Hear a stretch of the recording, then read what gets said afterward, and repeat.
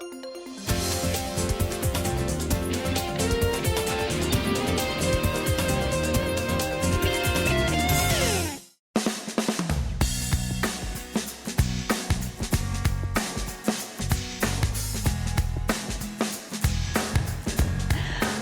bom dia a você que nos acompanha sempre na telinha da SIC TV, começando o nosso Viver Bem neste sábado com mais um tema para ajudar você de casa a entender agora um pouquinho sobre a saúde das crianças. Você sabe como está a saúde renal do seu filho? Aliás, já teve esta preocupação? Porque os cuidados preventivos com a saúde renal, eles deveriam começar ainda na infância, tá? Por isso, hoje a gente trouxe aqui especialistas no assunto para o nosso Viver Bem, a nefropediatra, a doutora Raquel Souto, e também o urologista, doutor Eliakim Massuqueto, os dois que são muito bem-vindos aqui com a gente. Tudo bem, pessoal? Tudo bem, Renata. Olá, Renata, bom dia, tudo bem? Obrigada pelo convite. Doutora, então qual é a função do rim e qual é a importância da gente estar falando desse tema hoje? O rim é o órgão mais brilhante, né? Eu fico brincando que ele é tão brilhante que a gente tem dois. E qual é a função dele? Ele filtra tudo e joga fora, grosseiramente falando, tudo aquilo que é ruim.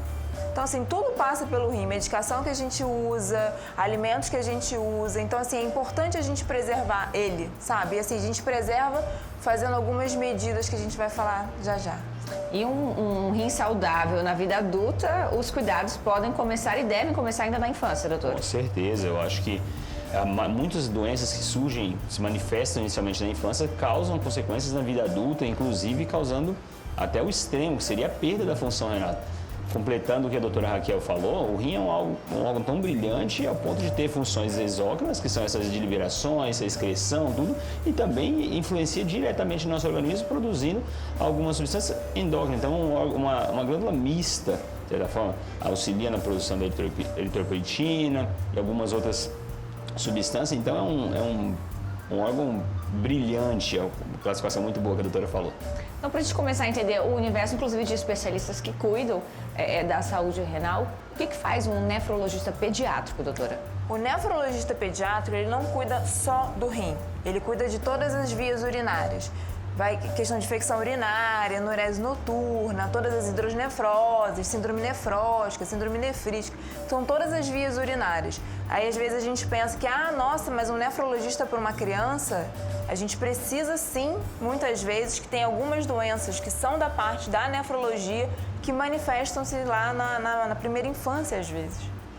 E o urologista pediátrico, doutor? Perfeito. O rim, ele tem muitas alterações e as funções dele funcionais e anatômicas, as variações e tudo. Então, nós temos aqueles cuidados, como a doutora falou, da parte funcional, as alterações orgânicas em consequências do rim, e nós temos a parte estrutural do rim, do sistema urinário por inteiro. E esse sistema urinário, de forma anatômica, seja no homem, na mulher, na criança, no idoso, seria a responsabilidade do urologista. O trabalho de vocês, ele é conjunto para a saúde renal? É conjunto e necessário, toda certeza, né? Muito. Nós vivemos em contato e discussão dos casos clínicos de forma constante, para um único objetivo, o melhor do paciente. Porque a nefrologia, ela diagnostica como uma clínica, junto com a urologia, mas a gente não é cirúrgico.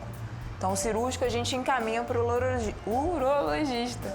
Então, assim, é junto, é um trabalho em conjunto. E, assim, é um trabalho em conjunto visando o melhor para o paciente. Isso, assim, é fundamental. Perfeito. Doutora, mas é comum as crianças terem problemas renais? Isso acontece com frequência nos consultórios? É mais comum daquilo que a gente imagina, é muito mais comum. Mas o que às vezes acontece é que como a maioria, assim, é questão dos médicos de base, ou a primeira chegada das crianças manifesta assim, com sintomas isolados, às vezes não é diagnosticado. Então, por isso que às vezes só é diagnosticado um pouco mais tarde, mas é bem comum, é bem comum. Doutora, e quais costumam ser os sinais ou sintomas que, para os pais ficarem atentos no momento em que eles devem levar o seu filho até um especialista? Perfeito. Como a doutora Raquel comentou muito bem, muitas vezes esses sinais iniciais são muito inespecíficos no geral. Eles podem surgir desde alterações no pré-natal, como manifestação de hidronefrose ou algumas outras manifestações que surgiram uma alteração da função renal, ou no começo da infância, por exemplo, como um jato fino urinário, uma dificuldade maior de ter essa diurese, ou mesmo algumas manifestações no exame físico, alguma alteração na coluna, que você sugira alguma possível alteração, ou mesmo outras coisas como saída de sangue no xixi, a hipertensão arterial, entre outras. E o principal que deve ser investigado em qualquer criança, infecção urinária, principalmente aquelas que cursam com febre. Criança não é para ter infecção urinária febril. Uma vez que tenha, tem que ligar o sinal de alerta. Alguns desses sinais, esses sinais podem ser de alguma doença onde a predominância ela é mais alta aqui na nossa região, por exemplo, doutor? Então, a nossa região, no geral, ela tem muita manifestação de doenças adquiridas, com uma predominância em relação às outras regiões do país, por exemplo. Mas, em questão de malformação, o Brasil ele apresenta uma certa semelhança nessas malformações. Como ela falou, é muito comum. Nem todas requerem tratamento cirúrgico ou uma intervenção imediata. A maioria acaba sendo só de acompanhamento. Mas a incidência é muito elevada dessas malformações e às vezes negligenciadas. Mas hoje o nosso sistema de saúde, tanto o privado numa região como a nossa, quanto o SUS, ele está preparado para esse tipo de atendimento? Tem profissionais suficientes? Como é que está a gama de especialistas aqui na nossa região? Nós temos uma limitação de profissionais específicos da área. Nós temos hoje em Rondônia um número reduzido tanto de nefrologistas pediátricos quanto de urologistas pediátricos, mas vem melhorando e nós tentamos ao máximo, claro, com limitações, de dar esse atendimento tanto na rede privada quanto na rede pública. Mas confesso para você, Renata, que ainda é carente. Nós não damos conta de atender totalmente a população, porque o número de pacientes é muito grande, como eu falei. E é grande e acaba que os especialistas estão concentrados aqui na capital. Então, assim, a nível Rondônia, de um modo geral, a gente não tem. Então, tanto o nefrologista quanto o urologista, eles estão todos concentrados aqui em Porto Velho. Então, a gente responde tanto da parte privada quanto da parte pública, a gente responde em nível capital. Então, Até perdão, doutora. Nós temos, assim, a consideração que temos alguns colegas dando méritos, temos colegas no interior que trabalham com essa parte, mas eles acabam se esforçando ao máximo, o mérito deles, porém tem as limitações, principalmente na rede pública. Agora, o nefrologista é capital. Acho que tem urologista para o interior, agora a nefrologista pediátrica é capital. E a gente responde pelo Estado. E acaba que, assim, para a família é complicado. Às vezes 400 quilômetros daqui, às vezes 3, 4, 5 horas. Mas, assim, nas nossas limitações, a gente consegue tentar fazer o melhor. E existe uma causa, doutora, para a doença renal ainda na infância? Existem diversas. Eu falo que, pela parte da nefrologia, a gente tem algumas manifestações, como o Eliakim falou, o xixi com sangue, que a gente fala de hematúria, a diurese, que às vezes a gente pode estar falando de um termo aqui mais técnico, mas é o xixi. Então, assim, alterações no xixi, se faz muito, se faz pouco, dependendo dos meninos, a gente avaliar o jato urinário, a forma com que o xixi sai da criança. Então, assim, são várias manifestações, assim, de um primeiro momento. É um leque. Sintomas, né, os sinais, as causas para as doenças renais na infância. A hereditariedade pode ser também um fator? Pode. Tem alguns quadros que são hereditários. Um exemplo, um rim multicístico, que são rins que têm cistos.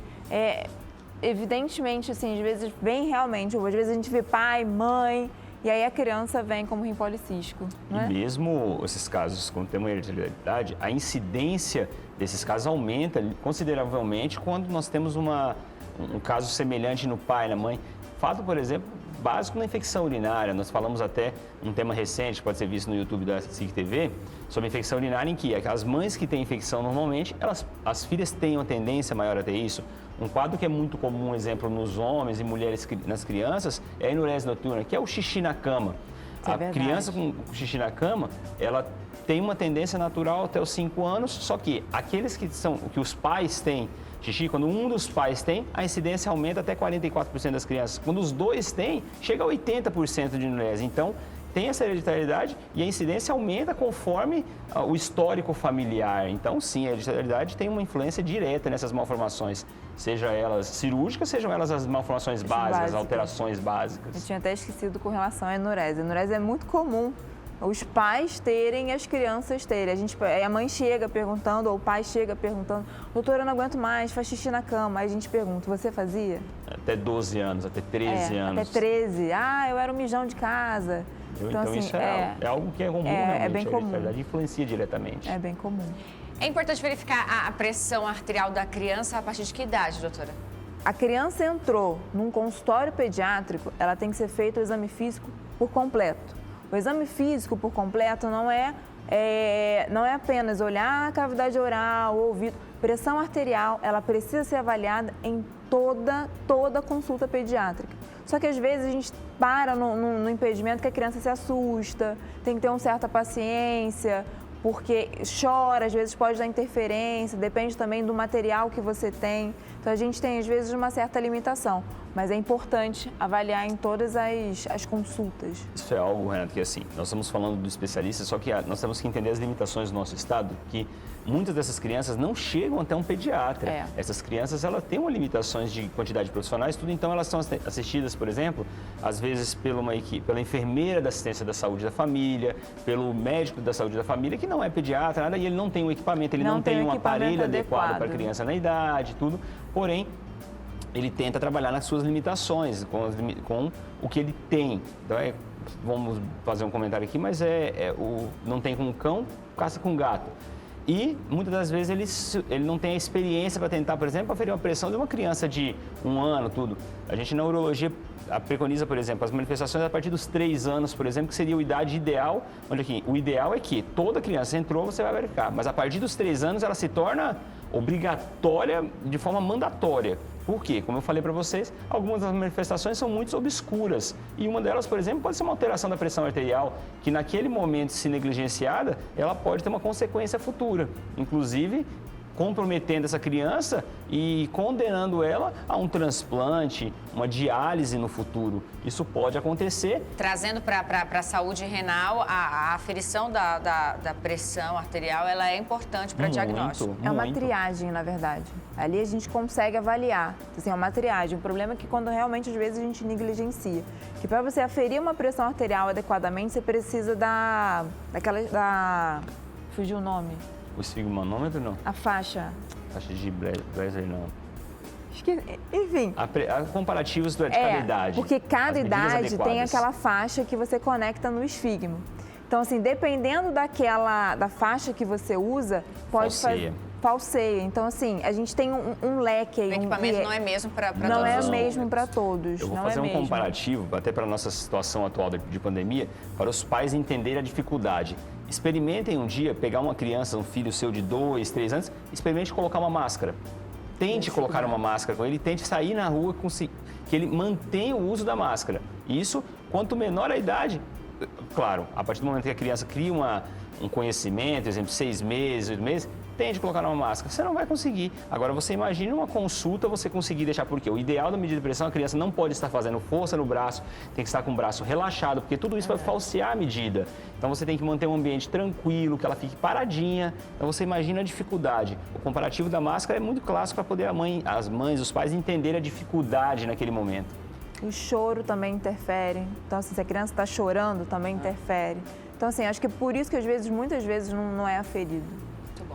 E o que fazer, então, doutor, para manter os rins saudáveis? Quais seriam os primeiros passos da infância até a vida adulta?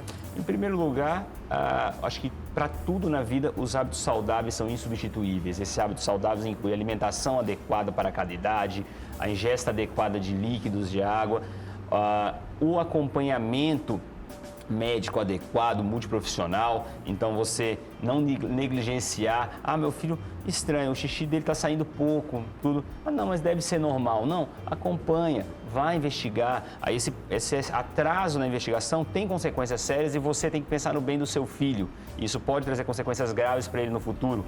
Então, a prevenção seria mais ou menos a questão de investigar uma vez que apresente qualquer alteração e manter os hábitos de vida saudáveis. Que hoje a gente vê muito, né? Assim, a questão alimentar das crianças, ela é muito ruim. é muito produto industrializado, os alimentos eles vêm muito relacionado a desenho, então as crianças comem muito mal. A gente está vendo hoje um índice de obesidade infantil muito grande. Isso afeta diretamente nessa questão renal. E uma coisa muito importante, Renata, é que principalmente no xixi na cama a gente percebe isso muito acontecer. O pai muitas vezes ele pune a criança, ele cria um transtorno que chama opressor opositor, porque ele vê aquilo dali como se a criança estivesse errada e briga, castiga, bate na criança que faz isso e muitas vezes a criança não tem culpa. E esse transtorno de pressão transformando um negativismo para a criança piora em vez de piorar. E aí a criança começa a acumular etiologias, que são as causas, para piorar aquele problema. Então, o apoio, essa investigação inicial e uma ajuda multiprofissional ajuda muito nos tratamentos que podem ser muito simples, por exemplo, como um estímulo, tudo que resolveria. Algumas mudanças de hábitos, como no caso do xixi da cama, as principais causas seriam a ingesta de líquido no momento errado, algumas outras coisas, que seria um tratamento muito simples, que por desconhecimento a criança e o pai acabam tomando condutas erradas. Agora eu quero saber o que pode causar a enurese nas crianças, se tem hábitos específicos ainda na infância que podem levar a esse problema? Como ele aqui estava falando antes, a gente precisa respeitar o desenvolvimento da criança. Às vezes a mãe fala assim, ele já anda, tem 1 ano, posso desfraldar? Você fala, não, calma. A criança ela vai mostrar pra gente quando que a gente pode desfraldar. Então, assim, às vezes a gente fazendo um desfraude precoce, eu posso provocar uma enurese, ou tem, como a gente falou da questão da hereditariedade, às vezes a mãe tinha, o pai tinha, então a criança acaba sendo mais predisposta à questão da enurese. Aí você junta com uma questão de desenvolvimento, que às vezes os pais não sabem, desenvolvimento adequado, com um histórico familiar, junto com uma punição, a criança vai fazer xixi na cama. E às vezes é uma coisa muito simples de ser ajustada. Quando que passa do normal esse xixi na cama na infância? O xixi na cama, a criança ela precisa desfraldar até os 5 anos. Depois dos 5 anos, não é normal. Então, assim, quanto mais eu prolongo essa questão do xixi na cama depois dos 5 anos, é mais difícil a gente tirar. E outra, imagina, uma excursão da escola, vou dormir na casa de alguém, a criança não pode. Então, assim, além do problema da enurese, a criança ela gira mais ainda com um problema psicológico, que fica naquela questão, poxa, todo mundo pode e eu não posso. Por quê? Não, porque eu faço xixi na cama. Isso é interessante que, às vezes, a questão do desfraude, muitas mães, pais perguntam, moça, mas até quando? Quando que eu vou começar tudo? Existe uma idade que a gente começa a pensar nisso, que é a partir dos 2 anos e meio. 2 anos e meio, 3 anos. E meio. Só que, como eu falei, a criança vai se manifestar. Existem várias formas de manifestar. Muitas das vezes a criança, a primeira manifestação que ela tem é pós-realização do fato. É aquela criança que, por exemplo, fez cocô, fez xixi, ela vira e fala cocô, tô cocô. Então essa é a primeira manifestação que ela está começando a criar um desenvolvimento neurológico dessas funções. Então ela manifestou após a realização. E isso vai amadurecendo até o ponto que ela se manifesta antes da realização. Cocô, estou com vontade de fazer cocô. Aí começa o momento da gente vai pensar nesse desfraude, aquele momento. E isso é um processo progressivo. Não adianta você querer colocar o carro na frente dos bois, que vai dar alguma consequência. Em relação à enurese é isso. Até os 5 anos, a criança não tem um desenvolvimento, um controle esfincteriano, que é o quê? Controlar, segurar o xixi de forma adequada. Isso chega até 20% até os 5 anos, a incidência. Isso vai melhorando progressivamente com o passar da idade neurológica. A cada ano, a criança vai diminuindo a idade. Porém, eu entro naquela idade também. Não adianta você e sua esposa fizerem xixi na cama até os 12 anos, você não queira que seu filho pare de fazer aos 5. Isso é natural. E assim, quanto mais você castigar, quanto mais você brigar, pior vai ser. Isso é algo que tem que ser bem enfatizado. E até na questão quando pontua, eles pontuam primeiro depois que fizeram, para depois falar antes. Aí a criança vem toda feliz para avisar, fiz cocô. Aí briga. Você não avisou, mas o menino tem 2 anos. Vai chegar um momento que ele vai parar de avisar. Vai chegar um momento que ele vai parar de avisar. É mais comum entre meninos ou meninas a enurese? Acho que é um meio termo, né? A enurese, como eu falei, nós vamos falar um pouco, ainda debater mais sobre isso, mas ela pode ser... O que é a enurese? A gente fala enurese, às vezes a população fica um pouco na dúvida. É o perder xixi. Perder xixi em um momento inoportuno. A maior que a gente mais debate é a noturna, que é durante o sono. A enurese noturna tem uma incidência um pouquinho maior nos homens, mas a enurese diurna já é nas mulheres. Então ela acaba sendo meio que nem falou por conta disso. tá? Mas a noturna durante o sono é mais comum em meninos. E mais comum em que faixa etária? 4 até 5 é normal. Então, assim, às vezes os 4... O que as mães ficam pensando? Tipo, 4 anos não desfraldou, tá fazendo xixi na cama e vai passando. Então, assim, não tem uma idade, né? A gente tem um marco, que é depois dos 5 anos. Depois dos 5 anos, se ainda tiver um xixi na cama à noite... Tem que ser investigado. Tem que ser investigado. E aquela questão, ela pode perdurar até mais tardiamente. Até os 15 anos, por exemplo, pode acontecer. Isso tem vários fatores que vão influenciar.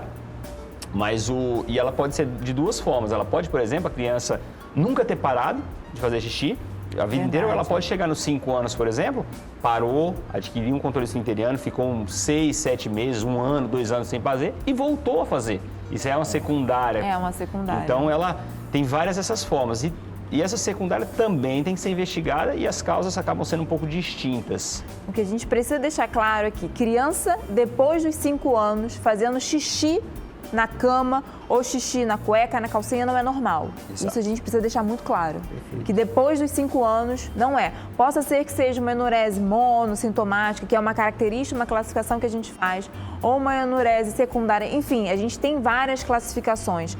Mas, assim, o que eu quero deixar muito claro é que depois dos 5 anos, não é normal. Não considere isso como normal, porque não é. É uma situação, a gente já percebeu que para o desenvolvimento psicológico da criança causa vários problemas, né? Mas o desenvolvimento físico, a saúde física da criança pode ser prejudicada de alguma maneira por conta deste problema? O físico não, porque assim, aos 2 anos a criança ela sai da fase oral para uma fase anal, então ela acaba que ela tem esse controle, ela começa a ter esse controle. Que enurese, o desfraude, ele é um processo.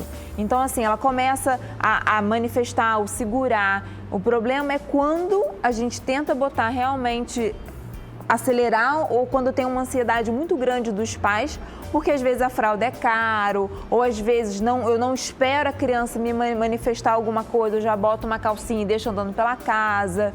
Então, assim, é essa ausência do conhecimento de que faz parte do desenvolvimento e é uma transformação que tem um problema para frente. Coisa que tem que ser analisada é o seguinte, diretamente físico, acredito que não concordo com a doutora, mas nós temos que tomar um cuidado do seguinte, tem umas alterações psicológicas e às vezes os pais, eles podem interpretar aquilo como, não, isso é coisa da cabeça dela, é frescura. Não, gente, isso causa um transtorno psicológico na criança, que é algo que ela não tem um controle sobre aquilo, é algo natural, por conta principalmente aquele transtorno opressor que eu falei, mas a médio e longo prazo, essa alteração psicológica vai ter repercussão física. Por exemplo, essa criança vai começar a ter infecção urinária porque ela vai começar a aprender xixi. Essa criança vai começar a atraso no desenvolvimento, ela vai começar a não ganhar peso adequado porque ela vai ficar meio depressiva e não vai se alimentar direito. Então, diretamente por conta da enurese, não, mas tem consequências físicas devido a uma bola de neve que vai se formando. Isso é algo que vira um ciclo vicioso, né? Se a gente não tira, se a gente não conserta a base, vai até explodir em algum momento. Exatamente. A enurese tem diferentes classificações? Tem. É aquilo que a gente estava pontuando. Porque para a população, assim, para diagnóstico, a gente avisa, né? A questão, vamos supor, já desfraudei. A criança já é competente, já faz xixi, de repente para de fazer, tem uma classificação, ou nunca foi competente com relação a fazer xixi. O que eu falo competente é assim, deixou de fazer xixi, né? Faz xixi só no pinico, ou faz xixi só no vaso.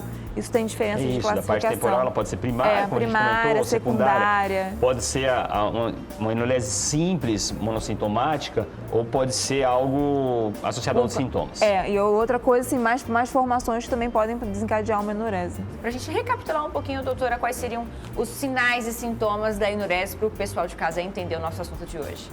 A gente tem um leque de sinais e sintomas, mas o que a gente precisa entender é que, às vezes, a criança pode estar dormindo de dia, fazer xixi, à noite não deixar de fazer xixi, ter uma urgência para fazer xixi, aquela criança que vai descontrolada ou que não dá tempo, ou que não vai, ela não fala, olha, vou fazer xixi, ela não manifesta.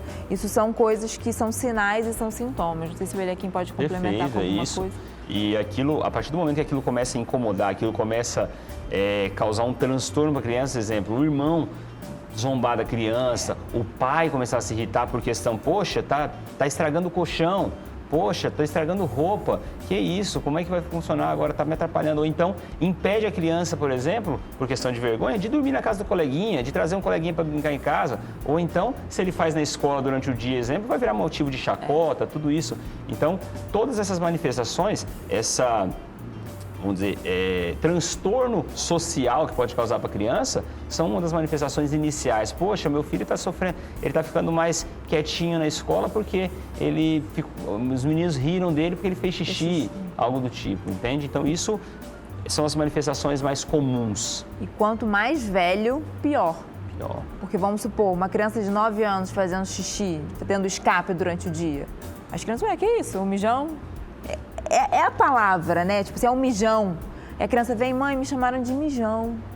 E você fica ali naquela situação. Então, assim, é um transtorno psicológico para a criança, questão de autoestima muito grande. E algo interessante, que muitas das vezes esses transtornos urinários, eles vêm associados com os transtornos intestinais também. Então, o hábito intestinal e urinário, eles estão muito coligados. Então, não é incomum uma criança, por exemplo, que tem alteração urinária, ter alteração fecal, seja ela dificuldade de fazer a constipação, que é o cocô duro, que o pessoal chama, ou a diarreia, os escapes, que é, por exemplo, a calcinha, tá suja de cocô. Poxa, aí vem o pai novamente.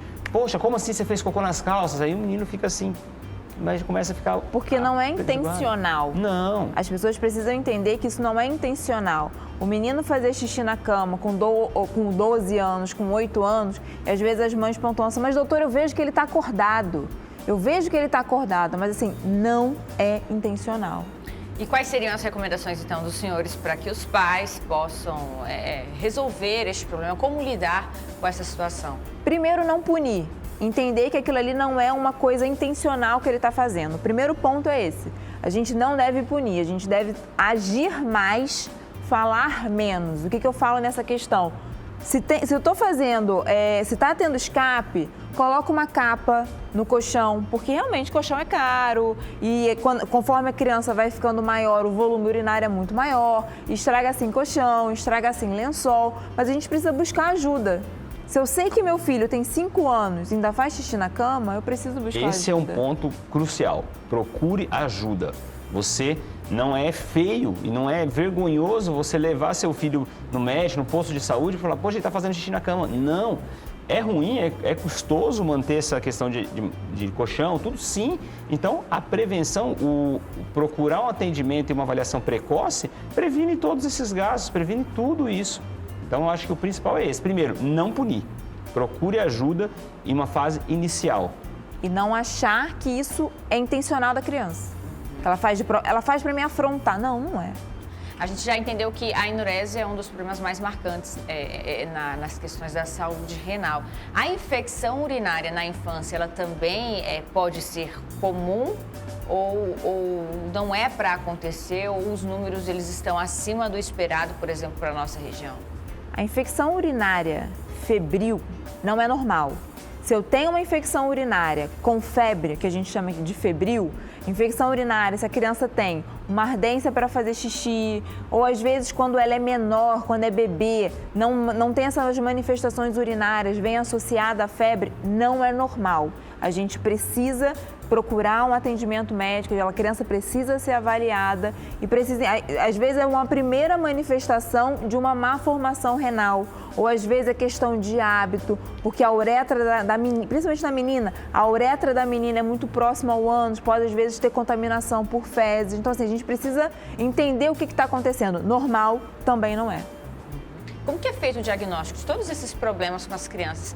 É fácil, porque a criança nem sempre ela consegue manifestar as suas dores, os seus incômodos como um adulto. Como um adulto. Como é o diagnóstico dessas doenças, então? O bebê é mais difícil ainda, porque ele não pontua e ele não vem com sintomas clássicos da infecção urinária, como ardência. Então, às vezes, é febre. Então, por isso que febre em criança, a gente precisa de fazer o rastreio. O que é o rastreio? Preciso de um exame de sangue, preciso de um exame de urina. E é nesse exame de urina que a gente visualiza o exame físico. Não tem nada e vem um exame urinário alterado. Tanto que, às vezes, as mães falam assim, nossa, Mas para que tanto exame? Porque a gente precisa entender da onde vem. Então, o diagnóstico, ele é clínico, mas ele também tem a ajuda do laboratorial. Isso é uma diferença muito do adulto. O adulto fala.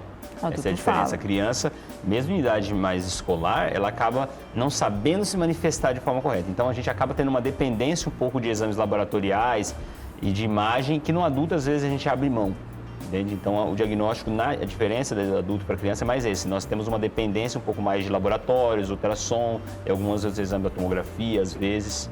Então, a gente tem essa dependência maior. E existe prevenção para infecção urinária na infância, doutor? Com certeza. Isso é algo que a gente já... A doutora Raquel comentou muito bem, e até os temas aqui ser mais amplos, mas nós temos um vídeo específico sobre infecção urinária aqui no canal da SIC TV. O hábito saudável, o hábito de higiene, consumo adequado de água, tudo isso são prevenções em todas as fases da vida e na infância também. Como costuma ser o tratamento com as crianças? O tratamento medicamentoso, ele pode acontecer? Como é que funciona? Se eu tenho um quadro de uma infecção urinária que vem com febre, eu tenho um exame de urina alterado, eu trato. Sabe, assim, essa coisa de, passou, a febre passou, eu acho. Se eu diagnostiquei com o exame, é tratado. Muito bem, queria agradecer a participação dos dois especialistas hoje aqui conosco, ajudando a entender um pouquinho sobre a saúde renal das crianças. Deixar os contatos, o contato do doutor Eliakim aí na sua tela, para você que quiser saber de outros temas, né? Conhecer um pouquinho do trabalho dele. A doutora Raquel Souto também, que também está no Instagram com vários temas abordando vários assuntos para você de casa. Agradecer também a Ásia Libras, que está sempre nos ajudando a contribuir com os diferentes debates, levando debates a todos os públicos, mais uma vez aqui com a interpretação de Libras. E agradecer a você de casa que nos acompanha sempre na tela da SIC TV. Então não se esqueça, sábado que vem nós estamos de volta. A você, um ótimo final de semana.